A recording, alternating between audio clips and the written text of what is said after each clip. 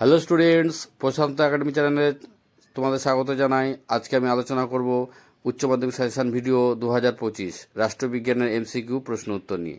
এর আগে আমি রাষ্ট্রবিজ্ঞান এমসিকিউর পার্ট 1 পার্ট 2 দিয়েছি, আজকে পার্ট 3 কোশ্চেন যা পরীক্ষায় আসবেই, 100% কমন আসবে। আমার দেওয়া সাজেশন ভিডিও হুবহু পরীক্ষায় আসে, তোমরা আগেও দেখেছো, এবারও আসবে এটা আশা করি। তাই আমার ভিডিওটি দেখো পূর্ণাঙ্গরূপে এবং কোশ্চেনগুলো লিখে রাখো। আর এখনও পর্যন্ত যারা প্রশান্ত একাডেমি চ্যানেলটি সাবস্ক্রাইব করোনি তারা অবশ্যই চ্যানেলটিকে সাবস্ক্রাইব করে রাখো গুরুত্বপূর্ণ ভিডিও পেতে চাইলে।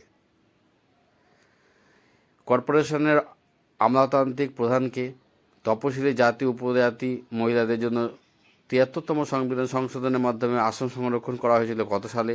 পশ্চিমবঙ্গে বিধানসভা নির্বাচিত মোট সদস্য কত? কলকাতা পৌর নিগমের আইন কবে প্রণীত হয়েছিল?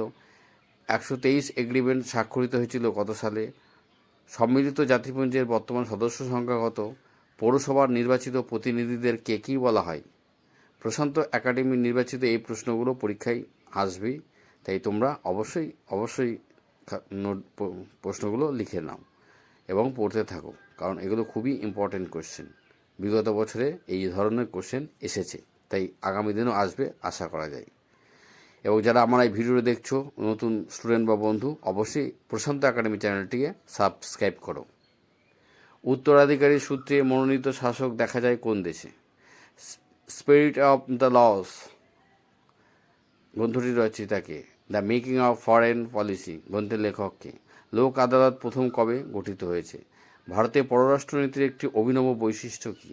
ইউএনওর প্রথম মহাসচিব কে ছিলেন? পঞ্চশীল চুক্তি স্বাক্ষরিত হয় কোন সালে? রাষ্ট্রপতি কর্তৃক লোকসভায় কতজন সদস্য মনোনীত হন? লোকসভা রাজ্যসভা, এটা অবশ্যই জেনে রাখবে। এই প্রশ্নগুলো খুবই ইম্পর্ট্যান্ট, তোমরা নোট করে রাখো। আগামী 25-এ তোমাদের পরীক্ষা, তোমরাই শেষ উচ্চ মাধ্যমিক পরীক্ষা দেবে, তাই তোমাদের জন্য অবশ্যই ইম্পর্ট্যান্ট। আমি তোমাদের বিভিন্ন ভিডিও সাবজেক্টের তুলে ধরব। ভোটাধিকার জোট নিরপেক্ষ আন্দোলনের একটি অপরিহার্য নীতি কী? আন্তর্জাতিক আদালতে বিচারপতির সংখ্যা কতজন? এক মেরু কেন্দ্রীয় বিশ্বের প্রধান দেশ কোনটি? ন্যাটো গঠিত হয় কাদের উদ্যোগে? নিরাপত্তা পরিষদের স্থায়ী সদস্য সংখ্যা কত? স্থায়ী সদস্য সংখ্যা 5, অস্থায়ী সদস্য সংখ্যা 15। অবশ্যই এগুলো জেনে রাখবে।